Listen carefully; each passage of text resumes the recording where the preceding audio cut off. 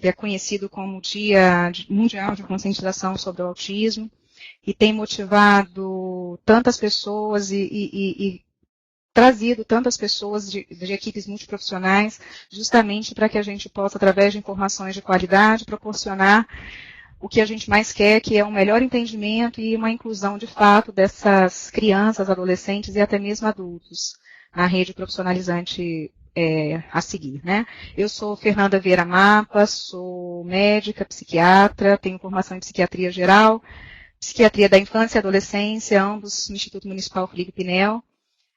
Preciso agradecer a minha gerência, a GEAF, por ter me liberado para eu estar aqui, podendo fazer parte dessa capacitação, que é uma gerência também ligada à Secretaria de Saúde Estadual. E atualmente eu sou presidente da BNEP, capítulo do Espírito Santo, que é a Associação Brasileira de Neurologia, Psiquiatria Infantil e Profissionais Afins.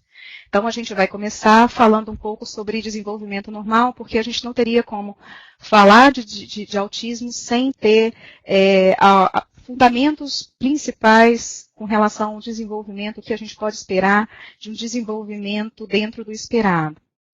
Né? Então vamos lá. Então, quando a gente fala de desenvolvimento normal, desenvolvimento neuropsicomotor normal, a gente está falando, então, de marcos do desenvolvimento que vão variar de acordo com grupos populacionais, né? E vão se constituir justamente a partir de um padrão de desenvolvimento dentro de uma faixa etária.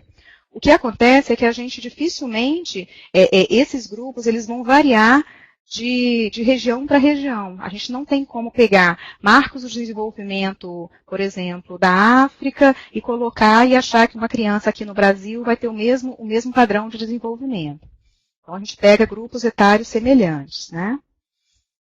E quando a gente fala também de segmento, de observação, a gente precisa estar muito atento, porque, principalmente quando a gente fala de pai e mãe, a gente tem um grupo que é muito homogêneo em uma coisa, que é a preocupação com relação ao que está acontecendo com a criança, e principalmente em termos comparativos. Geralmente as crianças elas são muito comparadas com as outras crianças da mesma faixa etária.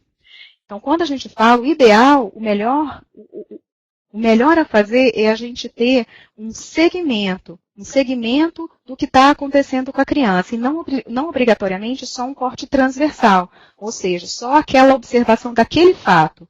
O interessante é que a gente tenha um segmento que possa fazer uma avaliação de acordo com esse segmento, tá bom? E uma coisa que foi muito boa mesmo, e que a gente observa ainda muito pouco utilizada, e que a gente gostaria de deixar como referência, é exatamente a necessidade da utilização de forma mais adequada da caderneta da criança. Então, na caderneta da criança, a gente tem exatamente o que a gente precisa em termos de marcos do desenvolvimento. O profissional de saúde deveria perguntar e assinalar de acordo com a idade da criança, se ele alcançou ou não e com que idade tem alcançado cada marco.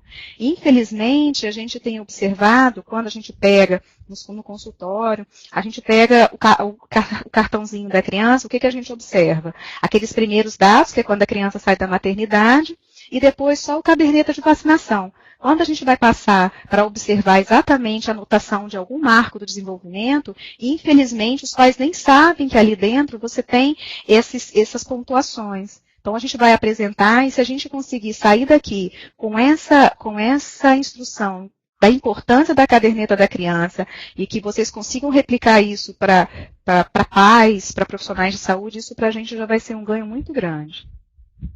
Então, aqui está o modelo, né, da caderneta da criança. Ela é dividida, né, em menina e menino. E uma observação que a gente precisa lembrar é com relação à correção com relação a crianças prematuras, né?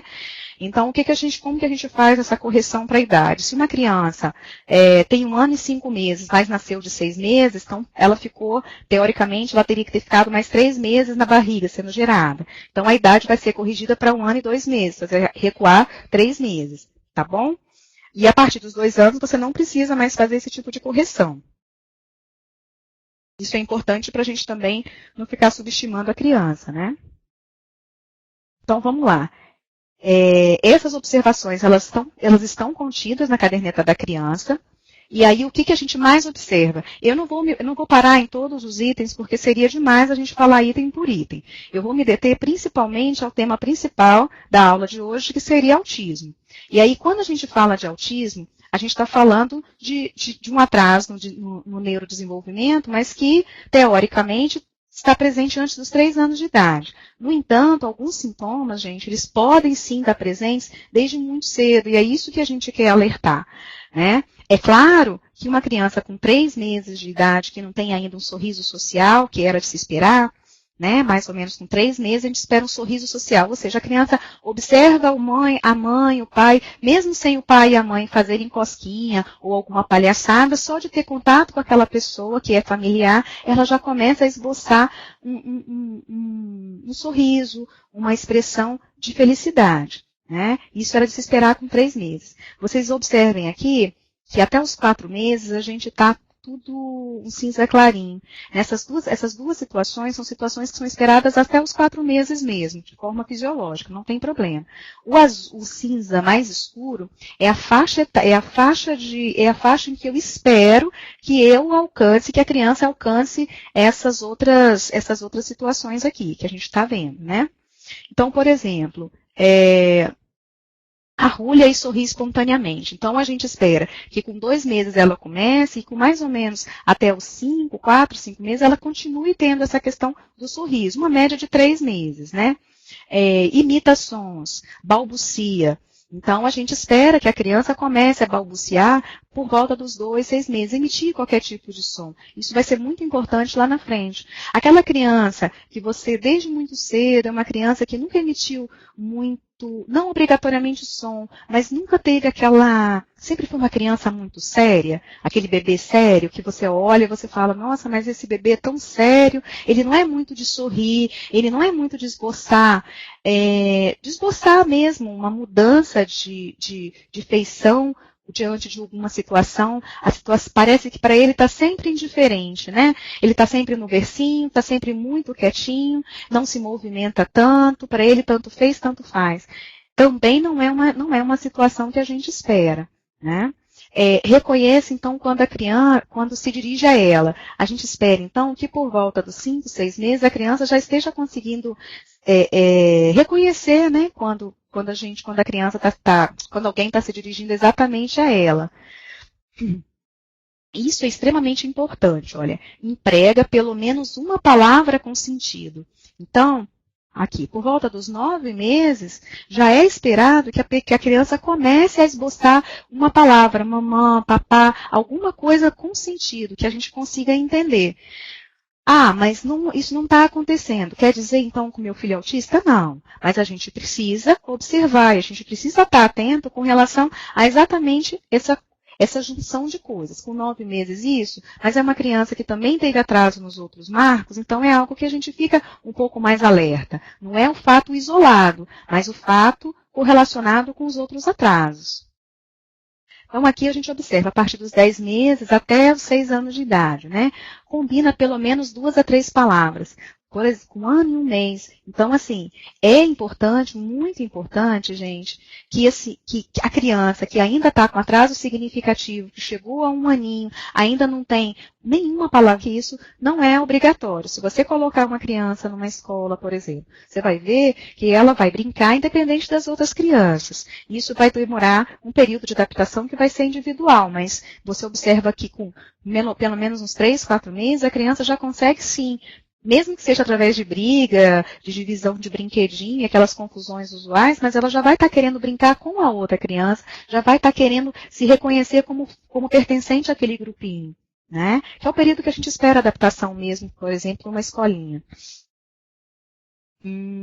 Então, aqui, capaz de expressar preferências próprias e ideias próprias, né? A partir dos 3 aninhos de idade, a criança começa a tomar para si significados e começa a dar significado também para outras coisas. Então, esses marcos, como a gente está falando no início, a gente não pode individualizar, pegar só um dado. O interessante é que a gente venha fazendo esse acompanhamento e observando, porque geralmente vem outras situações atrasadas, não é um único dado atrasado que vai fazer com que a gente comece, por exemplo, um acompanhamento com fono. Não seria isso, mas a partir de a gente tendo esse acompanhamento mais cuidadoso, mais com sutilezas, a gente consegue sim, né, detectar, fazer esse uso correto e fazer sim uma intervenção o mais precoce possível, que é o nosso objetivo cada vez mais.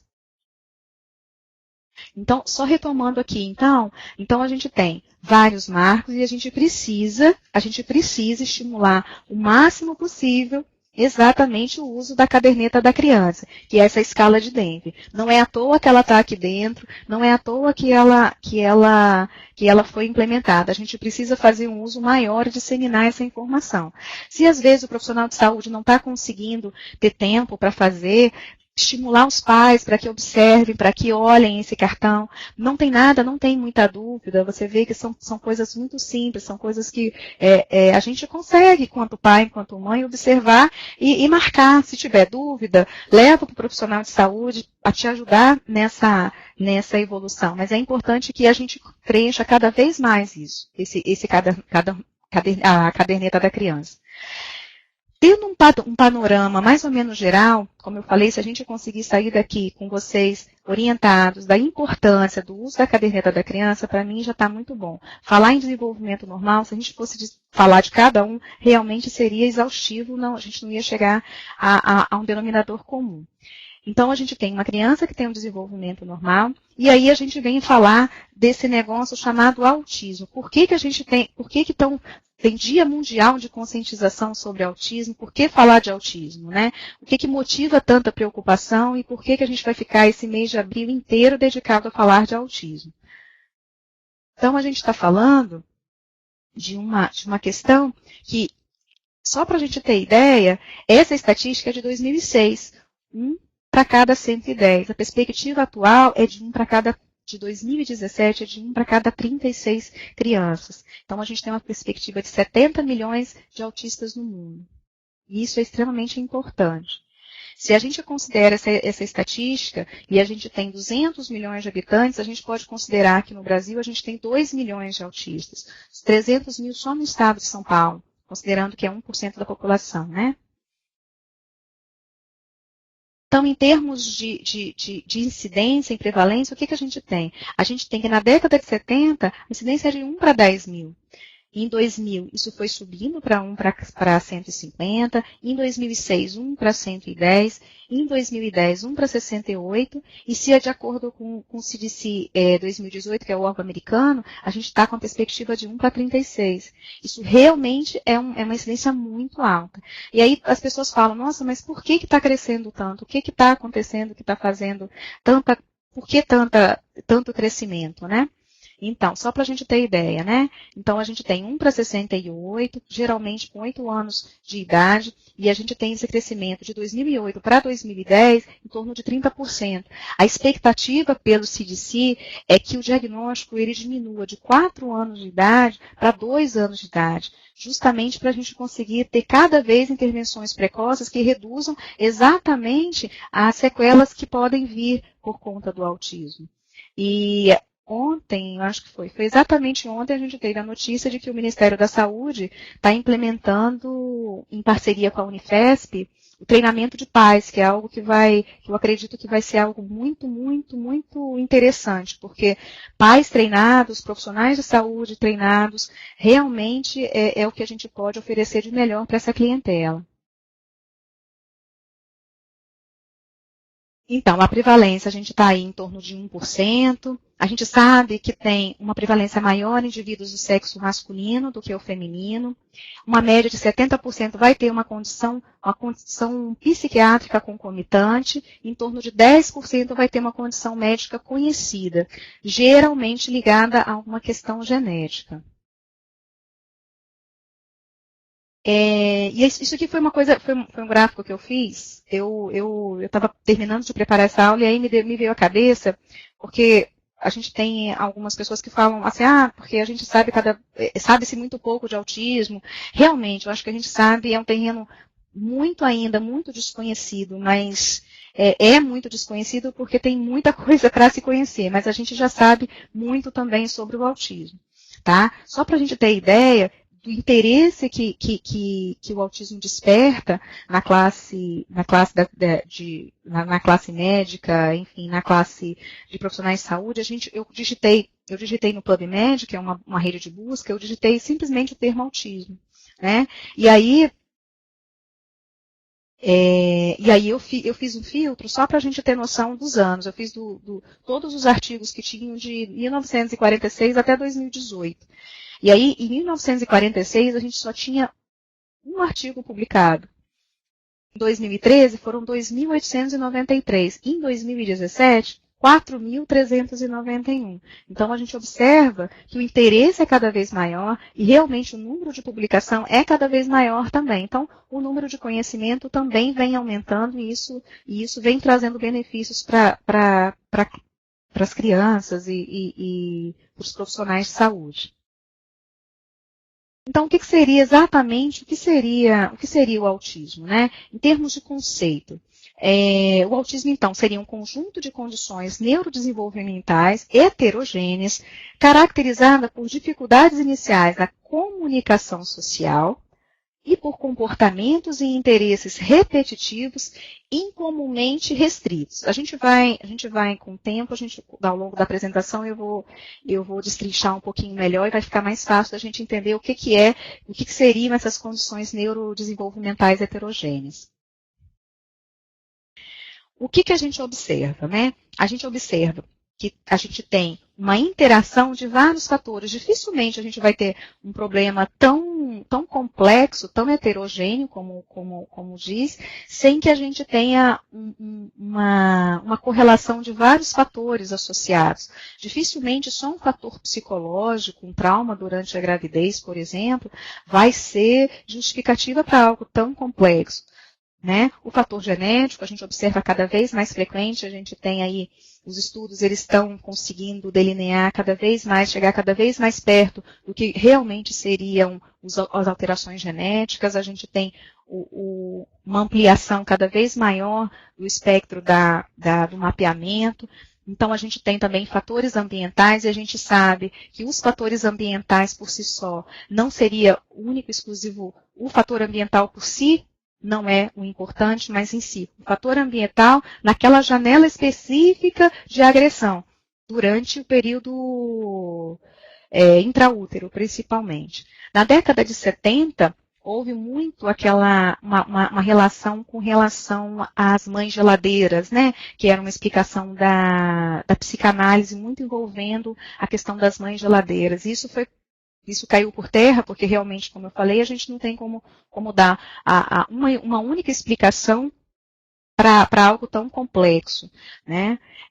A partir da década de 90, começou com a teoria da coerência central, e depois também a questão da capacidade mesmo de meta-representação, de se antecipar a certas situações, né? Que o autismo realmente ele tem dificuldade com essas situações, que é a teoria da mente. Então, assim, fatores genéticos associados, a gente vê que a gente tem um índice de recorrência, como a gente falou no slide anterior, pelo menos 10% vai ter uma condição genética conhecida. A gente tem uma recorrência grande entre gêmeos, e a gente observa também que você tem uma chance que gira em torno de 30% entre irmãos, né? Mesmo não sendo gêmeos. Mas a gente pode ter formas mais leves de autismo em irmãos. O primeiro irmão e o segundo irmão. E os fatores ambientais, como eu falei, que vai ter exatamente essa questão da janela, tá? Que a gente vai apresentar um pouco melhor agora. Então, aqui a gente observa. Eu tenho como aumentar um pouquinho aqui? Não? A gente tem aqui, então, principalmente na metade do período gestacional, a gente tem os maiores riscos de agressão. Tá? A gente tem período de neurogênese, de migração neuronal, de maturidade neuronal, e é exatamente nessas primeiras 20 semanas de gravidez que a gente observa as principais situações de agressão, como a gente pode observar aqui, azulzinho, verdinho mais escuro, e que a criança ela é mais suscetível a agressões que podem levar a situações de autismo, tá bom?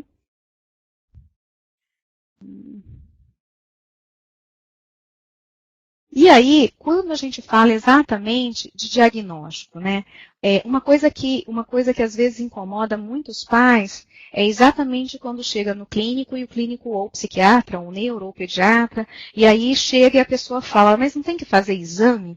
Não, não tem que fazer exame. Isso é algo extremamente frustrante para um pai e para uma mãe. Por quê? Porque o diagnóstico de autismo ele é um diagnóstico clínico, tá? Baseado exatamente numa anamnese detalhada com os pais. Essa anamnese detalhada, a gente vai ter que buscar exatamente todo aquele recordatório com relação à história gestacional, como é que foi o desejo desse pai e dessa mãe, como que foi essa busca por essa gravidez, a idade dos pais durante o período de gravidez, o pai e uma mãe com idade mais avançada, se fez uso de medicação, fez uso de medicação durante a gravidez, fez uso de álcool durante a gravidez, né, drogas, álcool, fez todos os exames pré-natal, tudo direitinho, as vitaminas, fez o uso das vitaminas que precisava. Com relação à vitamina, por exemplo, antigamente tinha muito... o ácido fólico é importante. Sim, o ácido fólico é muito importante. É recomendado, sim, para toda mulher que queira engravidar, né, pelo menos 3 a 6 meses antes da gravidez, um pouquinho depois também. Mas não tem ainda uma relação de causa e efeito com o autismo.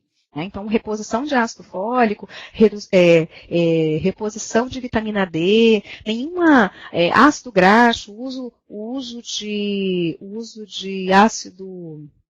O uso de ômega 3 durante a gravidez reduz a chance de autismo. Não. Favorece muita coisa durante a gravidez para a mulher, principalmente formação do sistema nervoso central. Mas em termos de autismo, a gente não tem ainda uma forte evidência para que a gente possa falar, não, olha, faça uso para a prevenção de autismo. A gente precisa fazer uso sim, porque vai ser importante para várias outras situações no bebê, né? Então, essa observação, essa anamnese detalhada com os pais, ela é fundamental. A gente observar, e aí sim, pegar o cartãozinho da criança, observar como que a criança veio adquirindo os marcos de desenvolvimento, como que foi a questão da aquisição de peso e altura, se teve um período de maior infecção, se ficou muito internado, enfim, tudo bem claro para que a gente possa, uma criança um pouco mais velha, se teve controle de esfíncter, se não teve, como que é o padrão de sono. As crianças com autismo, elas desde cedo manifestam muitas vezes muita dificuldade com o sono, principalmente na questão da indução do sono, ou então um sono muito agitado, uma criança que acorda com um sono fracionado desde muito cedo. Então, a gente precisa observar várias coisas justamente para que a gente possa ter o máximo de segurança para observar e falar com os pais. A gente não pode, como eu falei lá no começo, observar um único fator isolado. A gente precisa desse acompanhamento. E a observação direta do comportamento, tá? Por quê? Porque um observador treinado, ele tem condição de pontuar situações que para os pais são situações do dia a dia. Ele não vai conseguir identificar situações que para o observador treinado, profissional, ele vai poder pontuar para os pais o que está acontecendo naquele momento. Então, a gente tem, então, aquilo que a gente estava falando, né? Risco pré e pós-natal, como é que foi essa questão de tudo com relação ao pré-natal dessa mãe, como que foi a questão pós-natal também, alteração de perímetro cefálica, se a criança tem alguma alteração, vem acompanhando, como é que está esse acompanhamento, né, para a gente poder, juntamente com, por exemplo, uma criança que tem alteração do perímetro cefálico, tem algumas alterações dismórficas, sejam em membros, sejam na face, será que a gente não precisa justamente procurar um acompanhamento com uma avaliação com o geneticista, justamente para tirar essa dúvida? Crianças prematuras, elas têm uma chance maior de ter atrasos, de ter autismo, será que a gente não tem que tem que observar essas crianças, são crianças que precisam ter uma observação, né, de um neurologista infantil de forma mais apurada, o baixo peso ao nascimento, mas tudo isso tem que estar interligado. Isso aqui tudo tem que ser baseado em uma interligação. Nada é uma coisa isolada, né? E o atraso mesmo no desenvolvimento. Tem atrasos, tem dismorfismo, tem alteração? Aí sim, a gente precisa pensar numa alteração genética. Mas o exame genético, por exemplo, ele não vai ser para dar diagnóstico, ele vai ser para dar um diagnóstico diferencial. Por quê? Por conta daquelas 10% que geralmente vai ter uma condição genética associada ao autismo. Com relação ao autismo, então, é possível diagnosticar, então, por volta dos 18 meses de idade. Os sintomas eles vão estar presentes antes dos 36 meses de idade. E muitas vezes, não obrigatoriamente, 100% dos casos vai estar presente antes dos 36 meses de idade? Não. A gente observa que muitos casos, alguns casos a gente tem observado exatamente que a partir a criança vinha bem até 2, 3 anos, e a partir daí começaram as primeiras dificuldades, que a gente vai falar nas próximas aulas. Que dificuldades são essas que podem começar depois? O que a gente precisa observar? Né? O ideal é que a gente consiga fazer o diagnóstico, então, por volta de 1 ano e meio, mas, independente do nome, o que a gente preconiza é iniciar intervenção. É começar a fazer o que precisa ser feito, independente do nome. Às vezes, o nome é algo que paralisa. Então, não precisa ter nome, mas precisa ter intervenção. A gente não tem um exame específico, como a gente já havia falado, o diagnóstico é obrigatoriamente um diagnóstico clínico. Os exames específicos, eles vão ser o quê? A gente pode precisar uma criança que tem esses atrasos e está convulsionando. É lógico, a gente vai precisar fazer um eletro, muitas vezes, se for o caso, uma ressonância, vai precisar fazer um exame de imagem, mas isso tem que ser examinado com muita cautela, porque não é fácil você fazer um exame de um eletroencefalograma de uma criança, né? E aí a gente está falando de crianças muito pequenas, que muitas vezes eu vou precisar, além de tudo, eu vou precisar fazer uma sedação. Então, a gente não tem isso com facilidade na rede de saúde, não é algo simples da gente fazer, e muitas vezes o resultado vai ser exatamente um exame normal. E aí a gente vai ter cansado essa família que já está cansada por outras questões e vai também onerar, porque muitas vezes elas vão se sacrificar para fazer um exame de imagem, um eletroencefalograma com sedação e tal, e que a gente não vai ter um porquê disso. Então, para fazer o exame de imagem, precisa saber exatamente o que a gente está buscando.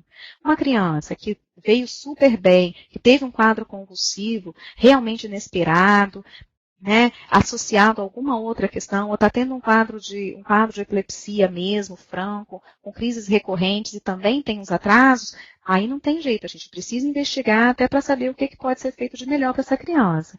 Mas isso é um caso a caso, não é a grande maioria, né, seriam as exceções. A gente ainda não conta com marcador biológico específico para autismo, isso tem sido buscado de forma exaustiva, mas ainda não existe. E como eu tenho dito, a necessidade de investigação de causas e outras doenças associadas. Muitas vezes a gente pode precisar, então, do eletro, da avaliação do eletro, da tomografia, da ressonância, ou então fazer busca por erros inatos do metabolismo quando as crianças são muito pequenas, com dificuldade de ganhar peso, com desenvolvimento atrasado. Então, a gente tem que buscar, e isso tudo seriam condições associadas, né? Então, do que a gente está falando exatamente? A gente está falando, então, de algo que a gente tem um comportamento que acaba sendo reflexo exatamente de uma interação social comprometida, de uma comunicação comprometida que vai canalizar exatamente para um comportamento comprometido, né? Antes a gente tinha, não, porque tem que ter o tripé, tem que ter as 3 situações. E isso não é obrigação. Na verdade, a gente precisa ter alteração de forma quantitativa e qualitativa dessas 3 situações. Muitas vezes a criança vai falar, porque antigamente a gente tinha, não, a criança com autismo é aquela que não fala. Aí começaram a perceber que não, ela fala, mas como fala? Ela fala e se comunica ou ela simplesmente fala? Falar por falar não é algo difícil? É, lógico que é. Mas a gente tem que falar e tem que saber o que falar, tem que saber o momento de falar, não é isso? O momento de parar. Tudo isso vai me proporcionar uma comunicação social. Ou seja, usar a comunicação justamente para estabelecer o quê? Estabelecer relação. Relação com outras pessoas e relação com o mundo. Né? E isso vai determinar também a minha forma de me comportar. O meu comportamento vai ser muito a partir exatamente dessa interação, da comunicação com a interação social. Quando a gente fala de critérios diagnósticos, então a gente acaba se respaldando. Atualmente a gente se respalda principalmente pelo DSM-5, né? E aí a gente vai começar aqui. Seria uma inabilidade, então, persistente na comunicação social e na interação social, nos mais variados contextos, não justificados por atraso geral no desenvolvimento, e que se manifesta por 3 características a seguir. Então, vamos lá. Déficit na reciprocidade social. O que seria exatamente reciprocidade socioemocional? Primeiro, para eu falar, para eu me comunicar, eu preciso falar com a pessoa. Não adianta simplesmente eu falo com a pessoa me escuta e eu volto. A comunicação ela tem que ser algo de mão dupla. A pessoa fala comigo e eu falo com a pessoa.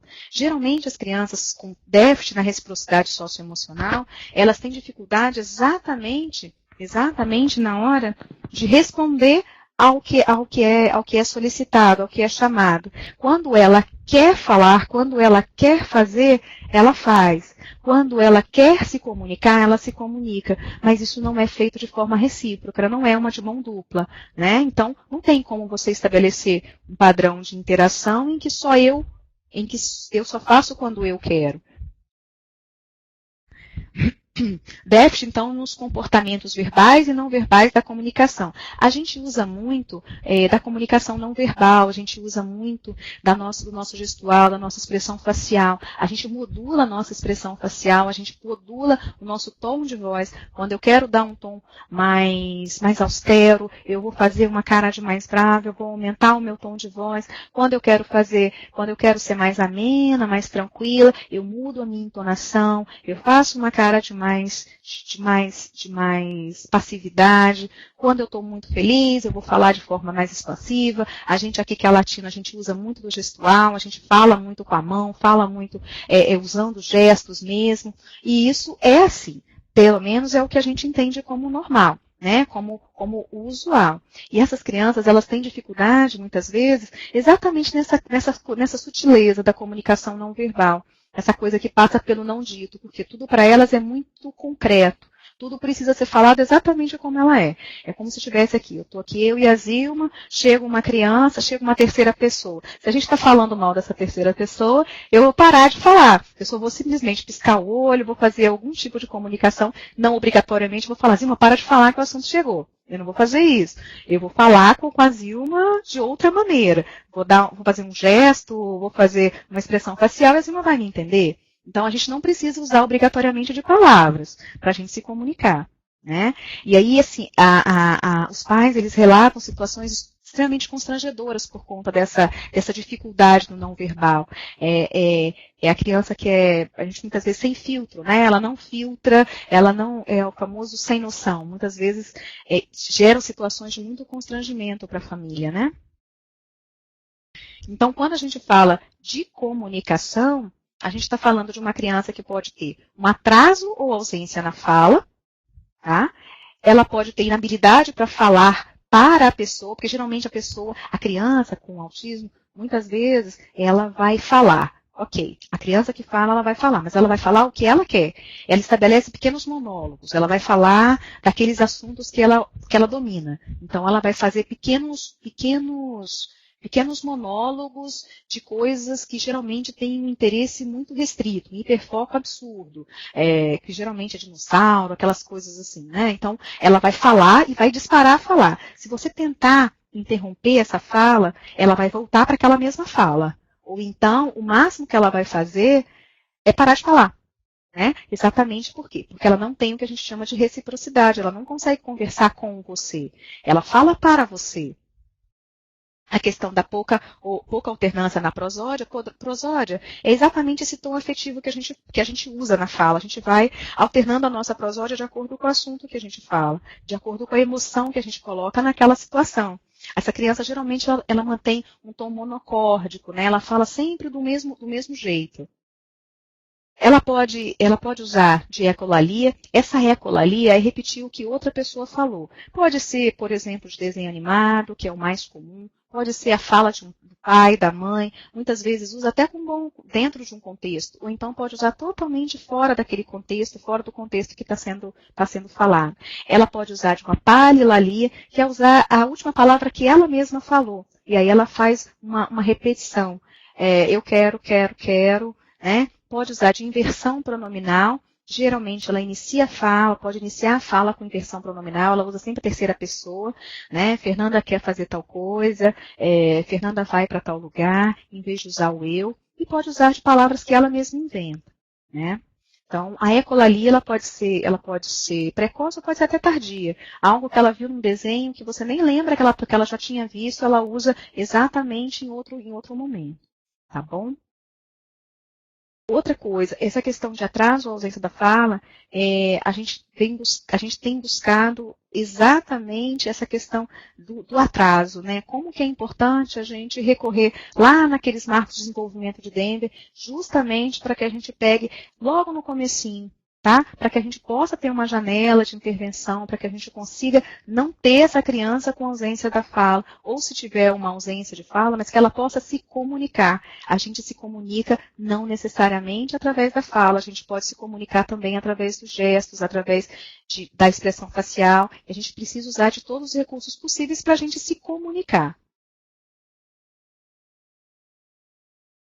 Então, a gente pode ter também déficit nos processos de desenvolver e manter relacionamento. A gente precisa, para a gente manter um bom padrão de relacionamento, primeiro a gente precisa entender que o outro também tem demandas, né? O outro também quer falar, o outro quer falar com a gente, o outro quer brincar com a gente, ele quer brincar de alguma coisa que dê prazer. Então, se eu tenho uma criança, um adolescente que tem um interesse muito restrito, né? Mesmo que ela queira brincar com outras crianças, aquela outra criança pode simplesmente não querer brincar daquela brincadeira. Só que ela tem um repertório muito pequeno de interesse. Ela só quer brincar daquela situação. E aí ela não consegue exatamente o quê? Compartilhar prazer. Né? Se eu tenho uma criança que gosta muito de, sei lá, arco e flecha, um adolescente que gosta de arco e flecha, como eu já tive, não é uma que os adolescentes hoje gostam muito de arco e flecha. Então, ele vai encontrar pessoas? Vai encontrar. Mas crianças com 13, 14 anos, por exemplo, que gostam de arco e flecha, o número é muito mais reduzido. E fica mais difícil ainda quando gosta só de arco e flecha, que é o grande problema, né? Então, a interação social, ela vai depender muito dessa questão que é o interesse. Por isso que a gente está falando sempre naquela questão da interação né, ativa entre as três grandes áreas de comprometimento, que é a comunicação, o comportamento e a interação social. Não tem jeito, a gente não consegue ter uma percepção de interação social atrasada sem que eu tenha esse todo, essas três grandes regiões alteradas, né, em termos de, por exemplo, modulação. A gente precisa ter uma criança que tem déficit no contato visual, ela não consegue olhar no olho, ela não consegue fazer o contato, ela dificilmente vai conseguir entender exatamente o que se passa comigo, em termos de desenvolvimento mesmo de empatia. Né, que é uma situação que a gente observa muito atrasada nessas crianças. Tem pouca modulação da expressão facial, então isso tudo, a utilização de gestos é comprometida, então essas situações todas vão proporcionar um déficit na interação social. E aí, com certeza, manter relacionamentos vai ficar um pouco comprometido, né?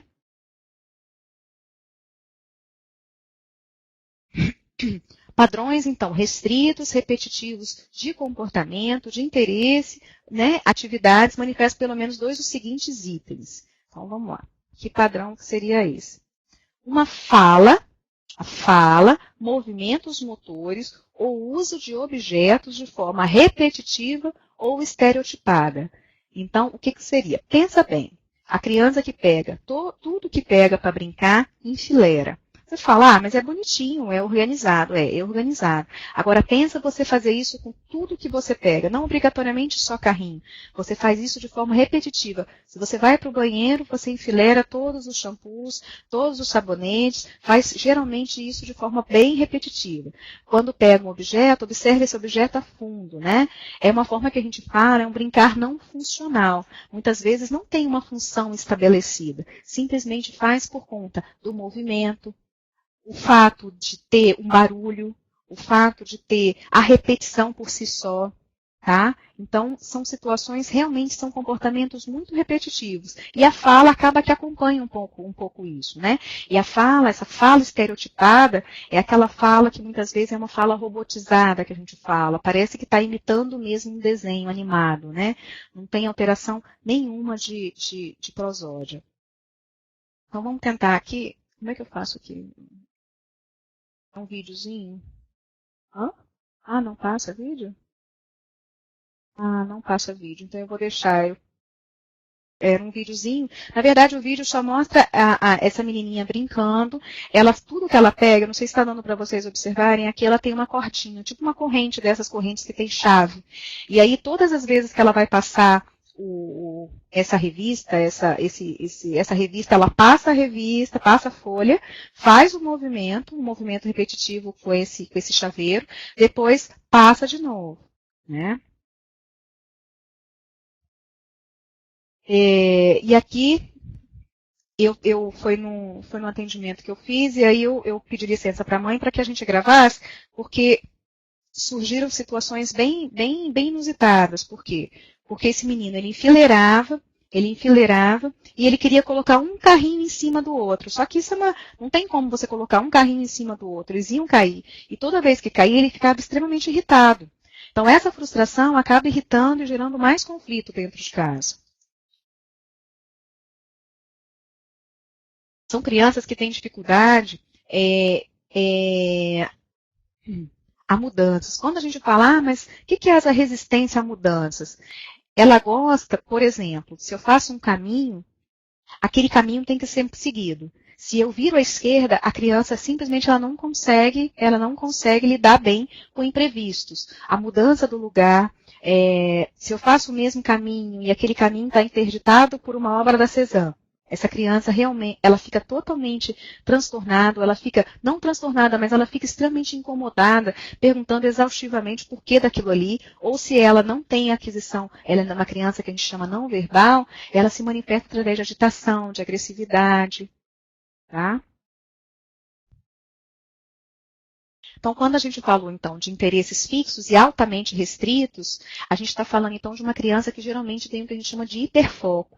Ela gosta muito, mas ela gosta muito de poucos assuntos. Só que esses assuntos que ela gosta, ela domina, mas domina muito mais do que a gente pode imaginar, né? O campeão, recorde, com certeza, são os dinossauros, e são crianças que vão fazer verdadeiros discursos com relação a dinossauros, desde de tipos, do que se alimentam, onde moravam, e tamanho, peso, dos pais não saberem de onde que a criança tira tanta informação. Com relação a esse foco, por exemplo, muitas vezes as crianças gostam muito de ventilador, máquina de lavar, qualquer coisa que faça esse movimento rotatório. Quando pega um carrinho, em vez de gostar do carrinho em si, vai virar o carrinho para ficar rodando por conta da rodinha, ou vai pegar e vai ficar abrindo e fechando a portinha do carro. Então, é basicamente assim, né? São crianças que têm uma questão sensorial muito sensível, né? Tanto a hiper ou a hiporreatividade ao estímulo. Essa questão de estímulo do ambiente, isso vai ser extremamente importante para a gente entender exatamente que não é tudo que a gente vai conseguir medicar. Por quê? Porque essas questões sensoriais, por exemplo, a gente não consegue melhorar isso com medicação. E esse entender que muitas vezes, né, por que hoje tem a Sessão Azul, que é promovida, uma ação muito bacana, promovida hoje pela Mais, em parceria com alguns cinemas, é justamente o quê? Você reduz a iluminação, você reduz o som. Por quê? Porque essas crianças, elas são mais sensíveis à luz, são mais sensíveis a barulho. Então, a gente diminuindo esse estímulo, a gente consegue que elas consigam ficar mais bem inseridas no meio. Até a hora do recreio, a gente já teve problema de criança que não conseguia compartilhar da hora do recreio no mesmo local por conta do barulho. Ah, mas ela em casa ela faz muito barulho, ela é super barulhenta. Não é nesse sentido, são barulhos muito específicos, então a gente não seria exatamente o barulho em si, né? Mas são barulhos bem específicos.